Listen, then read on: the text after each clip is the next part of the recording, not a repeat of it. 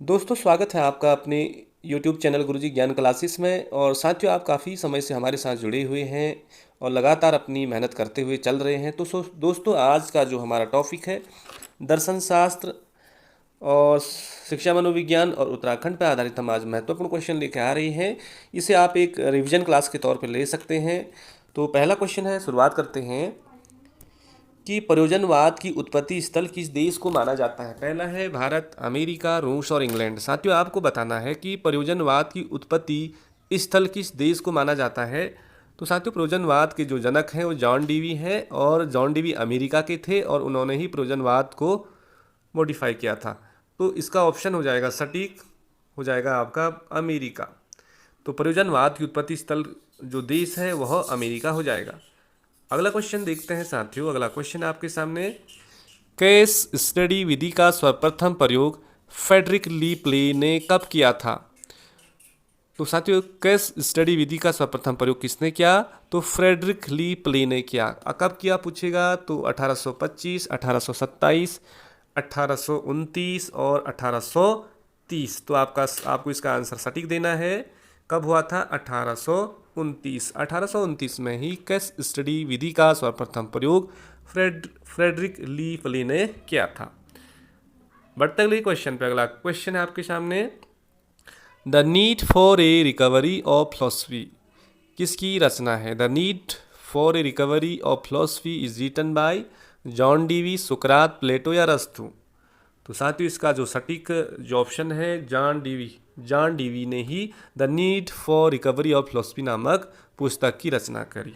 बढ़ते साथियों अगले क्वेश्चन पर। अगला क्वेश्चन है, और आज के सारे क्वेश्चन बहुत ज़्यादा इंपॉर्टेंट है, उत्तराखंड से रिलेटिव भी हैं, शिक्षा मनोविज्ञान से भी हैं और दर्शन शास्त्र भी। आपको वीडियो को पूरा वॉच करना है। अगला क्वेश्चन है यहाँ पे कि अद्वैत आश्रम मायावती का संबंध निम्न में से किस स्थान से है? अल्मोड़ा से है या ऋषिकेश से है या लोहाघाट से है या नैनीताल से? साथियों, आपको बताना है कि अद्वैत आश्रम कहाँ पे स्थित है और मायावती का संबंध भी है उस आश्रम से। तो वो हो जाएगा आपका लोहाघाट। लोहाघाट आपका बिल्कुल राइट ऑप्शन है। साथियों, अगला क्वेश्चन है कि द प्रयोग सर्वप्रथम किसने किया था? तो who first use the world philosophy? Archimedes ने या पाइथागोरस ने या प्लेटो ने या रूसो ने? साथियों, आपको बताना है कि दर्शन शब्द का प्रयोग सबसे पहले किसने किया। आपकी तैयारी बेहतरीन हो रही होगी। बताइए साथियों, पहला ही क्वेश्चन है तो ये है आंसर आपका सटीक, पाइथागोरस ने। पाइथागोरस ने ही सर्वप्रथम फिलॉसफी शब्द का यूज किया। बढ़ते साथियों अगले क्वेश्चन पर। अगला क्वेश्चन है आपके सामने कि निम्न जिलों में सर्वाधिक क्षेत्रफल वाला जिला कौन सा है? चंपावत है, रुद्रप्रयाग है, बागेश्वर है, हरिद्वार है। साथियों, हम यदि उत्तराखंड की बात करें तो सबसे ज़्यादा जो क्षेत्रफल है वो चमोली जनपद का है। लेकिन यहाँ पे आपको देखना है कि चंपावत, रुद्रप्रयाग, बागेश्वर, हरिद्वार, इन चार ऑप्शन में से आपको सटीक ऑप्शन ढूंढना है। तो हरिद्वार जो है, हरिद्वार का इन चारों ऑप्शन में सबसे ज़्यादा क्षेत्रफल है। और यहाँ पे रुद्रप्रयाग जो है उत्तराखंड का सबसे न्यूनतम जनसंख्या वाला जनपद है रुद्रप्रयाग। अगले बढ़ते साथियों अगले क्वेश्चन में। अगला क्वेश्चन है कि भाटिया बुद्धि परीक्षण का प्रयोग किस आयु वर्ग के बालक पर करते हैं? भाटिया बुद्धि परीक्षण का प्रयोग किस आयु वर्ग के बालक पर करते हैं? पहला है 11 से 16 वर्ष, 5 से 10 वर्ष, 12 से 15 वर्ष, 10 से 18 वर्ष के बालकों पे। तो साथियों, आपको याद होगा कि भाटिया बुद्धि परीक्षण का प्रयोग पहला ही ऑप्शन सटीक हो जाएगा कि 11 वर्ष से लेकर 16 वर्ष के बच्चों पे करते हैं। 11 to 16 भाटिया बुद्धि परीक्षण। नेक्स्ट क्वेश्चन है साथियों आपकी स्क्रीन पे, बहुत इंपॉर्टेंट क्वेश्चन, कि भागीरथी घाटी में राजमा आलू की खेती प्रारंभ करने का श्रेय किसको जाता है? भागीरथी घाटी में राजमा और आलू की खेती प्रारंभ करने का श्रेय किसको जाता है? पहला ऑप्शन है Wilson, option second Henry, option third Raj Brahmachari, option D Sudarshan Shah. तो साथियों, आपको सटीक ऑप्शन देना है कि भागीरथी घाटी में राजमा और आलू की खेती प्रारंभ करने वाला कौन था? तो पहला ऑप्शन राइट हो जाएगा विल्सन। विल्सन आपको याद रखना है, विल्सन। अगला क्वेश्चन पे बढ़ते हैं। अगला क्वेश्चन आपके सामने है, ओलंपिक मिसाल। ओलंपिक मिसाल किसका प्रतीक है? चुनौतियों का है या खेलने के लिए उत्साह है या निरंतरता का है या अखंडता का है? देखिए साथियों, चारों ऑप्शन बहुत अच्छे लग रहे हैं, लेकिन जिसने पढ़ा होगा वही कर पाएगा या जो पढ़ रहा है अभी वही कर पाएगा। ओलंपिक मिसाल किसका प्रतीक है? तो सटीक ऑप्शन है निरंतरता का। कंटिन्यूटी, निरंतरता का। ऑप्शन नंबर थर्ड बिल्कुल राइट ऑप्शन। अगला क्वेश्चन है साथियों आपकी स्क्रीन पर कि यूजीसी की स्थापना कब हुई। यूजीसी का हल फुल फॉर्म जाने तो यूनिवर्सिटी ग्रांट कमीशन, ये और इसकी स्थापना कब हुई? 1954 में हुई, 1953 में हुई, 1956 में हुई या 1965 में हुई। देखिए साथियों, आपने यहाँ पे दो ऑप्शन देखे होंगे, 1953, 1956। तो यहाँ पे आपको पहले सेकंड वाला ऑप्शन ही टिक लगाना है, 1953 में ही यूजीसी की स्थापना हुई थी। अगला क्वेश्चन है साथियों, यहाँ पे आपको बताना है कि पंचाचूली पर्वत चोटी की ऊंचाई कितनी है। पंचाचूली पर्वत चोटी की ऊंचाई कितनी है? 6,904 मीटर है या 6,856 मीटर है या 7,456 मीटर है या 6,500 मीटर है। आपको साथियों ये तो आता ही होगा, कॉमन क्वेश्चन है। इसका राइट आंसर आप बताइए। इसका जो राइट ऑप्शन है पहला ही हो जाएगा कि 6,904 मीटर। तो 6,904 मीटर पंचाचूली पर्वत चोटी की ऊंचाई है। और साथियों यह 5 पर्वतों से ढकी हुई चोटी है, इसलिए इसको पंचाचूली पर्वत कहते हैं और यह पूर्वी कुमाऊं क्षेत्र में पड़ता है। अगला क्वेश्चन है आपका कि अरविंद घोष की तुलना किससे नहीं की जाती है। पहला है बाल, पाल, लाल, एम.एन. राय। तो साथियों आपको बताना है कि अरविंद घोष की तुलना किससे नहीं की जा सकती है। ऑप्शन नंबर इसका लास्ट है द एम.एन. राय। एम.एन. राय बिल्कुल आपका राइट ऑप्शन हो जाएगा। अगला क्वेश्चन है साथियों आपके सामने कि सावित्री फुले निम्न में से कौन सी जगह की थी। पुणे की थी, महाराष्ट्र की थी या चेन्नई की थी या कोलकाता की थी। सिलेबस के अकॉर्डिंग ये क्वेश्चन तैयार किए गए हैं साथियों। सावित्री बाई फुले आपकी महाराष्ट्र की थी। ऑप्शन नंबर भी सटीक हो जाएगा, महाराष्ट्र। बढ़ते अगले क्वेश्चन पे। अगला क्वेश्चन है यहाँ पे कि महात्मा गांधी को महात्मा की उपाधि किसने दी। पहला है जवाहरलाल नेहरू ने दी या सावित्री बाई ने दी या स्वामी विवेकानंद ने दिया या रविंद्रनाथ टैगोर ने। तो साथियों महात्मा गांधी को महात्मा की उपाधि किसने दी? तो Rabindranath Tagore. Option number last right हो जाएगा, रविंद्रनाथ टैगोर ने ही महात्मा गांधी को महात्मा की उपाधि दी। अगला क्वेश्चन है बहुत इंपॉर्टेंट, उत्तराखंड में कितने नगर निगम बनाए गए हैं। साथियों इससे पहले 8 नगर निगम थे। 8वां जो 9वां नगर निगम बनाया गया श्रीनगर वाला, वो कब बनाया गया है आपको उसकी तारीख नोट करनी है। तो उत्तराखंड में वर्तमान समय में कुल कितने नगर निगम हैं, तो आपको आंसर देना है 9 से नगर, 9 से 9 आप याद रख लेना। अगला क्वेश्चन है साथियों कि किस किस ताल को भाई बहन का ताल भी कहा जाता है। महासर ताल या सात ताल या सिद्ध ताल या नरसिंह ताल।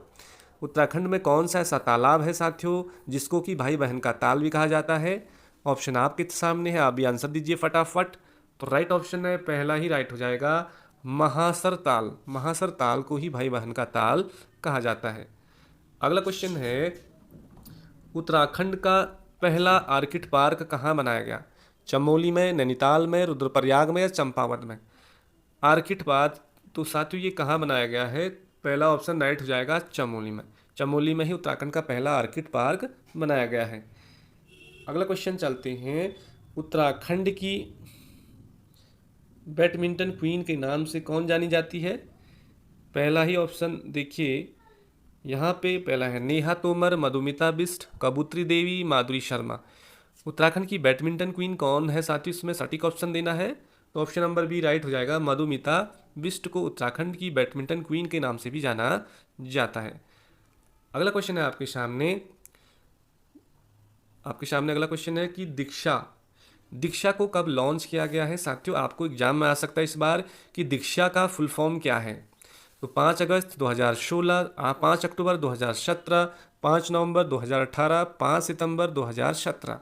तो दीक्षा को आप शिक्षा से जोड़ सकते हैं, शिक्षा से रिलेटिव है। शिक्षक दिवस मनाया जाता है 5 सितंबर को, तो ये हो जाएगा 5 सितंबर 2017। 5 सितंबर 2017 को ही दीक्षा को लॉन्च किया गया, 5 सितंबर 2017। बढ़ते साथियों अगले क्वेश्चन पे। अगला क्वेश्चन है आपके सामने कि उच्च शिक्षा में आंतरिक मूल्यांकन में सिर्फ 25% अंक देने की सिफारिश की है। किसने की थी? उच्च शिक्षा में जो आंतरिक मूल्यांकन में सिर्फ 25% अंक देने की सिफारिश करी थी। पहला है राधा कृष्ण ने, दूसरा है राष्ट्रीय ज्ञान आयोग ने, तीसरा है कोठारी आयोग ने और चौथा है साथियों मुदालर आयोग ने। तो कौन सा आयोग था जिसने कहा कि उच्च शिक्षा में केवल आंतरिक मूल्यांकन 20% हो। तो इसका सटीक ऑप्शन है राष्ट्रीय ज्ञान आयोग। राष्ट्रीय ज्ञान आयोग आपका बिल्कुल राइट ऑप्शन हो जाएगा। और साथियों हम बता दें कि राष्ट्रीय ज्ञान आयोग की स्थापना कब हुई थी, तो 2005 में। 2005 आपको याद रखना है। कुमाऊं परिषद के तीसरे अधिवेशन की अध्यक्षता किसके द्वारा की गई? कुमाऊं परिषद के तीसरे अधिवेशन की अध्यक्षता किसके द्वारा की गई साथियों? पहला है बद्रीदत्त जोशी या हरगोविंद पंत या बद्रीदत्त पांडे या तारादत्त गैरोला। आपको सटीक ऑप्शन देना है साथियों कि कुमाऊं परिषद का जो तीसरा अधिवेशन हुआ था उसकी अध्यक्षता किसने करी। यहाँ पे ऑप्शन है आपके सामने, पहला ऑप्शन राइट हो जाएगा बद्रीदत्त जोशी। जोशी आपको याद रखना है, Badridutt Joshi. Option number first right option है। अगला क्वेश्चन है बहुत इंपॉर्टेंट कि प्लेटो ने पाठ्यक्रम को कितने भागों में बांटा था। तो यहाँ पे देखिए पहला कि 3 में बांटा, 4 भागों में बांटा, 5 भाग में बांटा या 6 भाग में। सटीक ऑप्शन देना है साथियों आपको कि प्लेटो ने पाठ्यक्रम को कितने भागों में बांटा। तो आपको सटीक ऑप्शन देना है 4 भागों में। बिल्कुल याद करना है कि 4 भागों में ही प्लेटो ने पाठ्यक्रम को बांटा था। अगला क्वेश्चन है आपके सामने कि रेमन मैग्से पुरस्कार किस क्षेत्र में दिया जाता है। रेमन मैग्से पुरस्कार एशिया का, इसे हम नोबेल पुरस्कार भी कहते हैं। और रेमन मैग्से पुरस्कार किस क्षेत्र में दिया जाता है साथियों? पहला देखें हम तो पत्रकारिता में, साहित्य में या सार्वजनिक सेवा में या उपरोक्त सभी में। तो आपको सही ऑप्शन देना है उपरोक्त सभी हो जाएगा यहाँ पे कि रेमन मैग्से पुरस्कार पत्रकारिता में भी दिया जाता है, साहित्य में भी दिया जाता है, सार्वजनिक सेवा में भी, उपरोक्त सभी। अगला क्वेश्चन है आपके सामने कि द क्या है, the judgement of the child, the moral judgement of child पुस्तक 1932 में प्रकाशित हुई, किसके द्वारा लिखी गई? पहला है पावलाव ने या पियाजे ने या स्किनर ने या थॉर्नडाइक ने। साथियों आपको सटीक ऑप्शन देना है कि जो the moral judgement of the child 1932 जो पुस्तक है किसके द्वारा लिखी गई? तो पहला और दूसरा ऑप्शन राइट हो जाएगा जीन पियाजे के द्वारा। अगला क्वेश्चन पे चलते हैं साथियों। अगला क्वेश्चन है बहुत ज़्यादा इंपॉर्टेंट कि RPWD बोले तो दिव्यांगजन अधिकार अधिनियम 2016 की धारा 25 संबंधित है, किससे संबंधित है? आपको सही ऑप्शन देना है किससे संबंधित है। पहला है न्याय की पहुंच से या अधिकार से या स्वास्थ्य सेवा से या उच्च शिक्षण संस्थानों में आरक्षण से। तो साथियों RPWD एक्ट 2016 की धारा है 25 संबंधित है आपका स्वास्थ्य सेवा से। ऑप्शन नंबर ये राइट हो जाएगा स्वास्थ्य सेवा। बढ़ते अगले क्वेश्चन पे। अगला क्वेश्चन है साथियों आपकी स्क्रीन पे, केंद्रीय विद्यालय की शुरुआत कब हुई? KVS भी बोलते हैं उससे, केंद्रीय विद्यालय संगठन की शुरुआत कब हुई? पहला ऑप्शन है 14 सितंबर 1964, 13 अगस्त 1966, 15 दिसंबर 1963, 12 अगस्त 1968। आपको साथियों आपको सही ऑप्शन देना है कि जो KVS है केंद्रीय विद्यालय संगठन की स्थापना कब हुई। तो सटीक ऑप्शन है इसका, सटीक ऑप्शन है आपका साथियों 15 दिसंबर 1963 को। 15 दिसंबर 1963 में ही केंद्रीय विद्यालय की शुरुआत हुई। अगला क्वेश्चन है आपके सामने। अगला क्वेश्चन है साथियों कि यथार्थवाद किस प्रकार के विषय वस्तु पर केंद्रित है? What types of subject matter does religion में फोकस ऑन? काल्पनिक विषय पे है या रोजमर्रा की जिंदगी के विषय पे है, अलौकिक विषय पे है, केवल विज्ञान और गणित पे है? साथियों यथार्थवाद बोले तो रियलिज्म किस पे आधारित है? तो ऑप्शन नंबर बी राइट हो जाएगा कि topics of everyday life means रोजमर्रा की जिंदगी के विषय पे ही रियलिज्म वस्तु केंद्रित है। ऑप्शन नंबर बी राइट हो जाएगा आपका। तो साथियों ये थे आपके MCQ टाइप क्वेश्चन दर्शन शास्त्र उत्तराखंड शिक्षा मनोविज्ञान पे। आई होप आपको ये क्वेश्चन अच्छे लगे होंगे। और साथियों मिलते किसी अगले वीडियो में, तब तक के लिए बाय, जय हिंद, नमस्कार।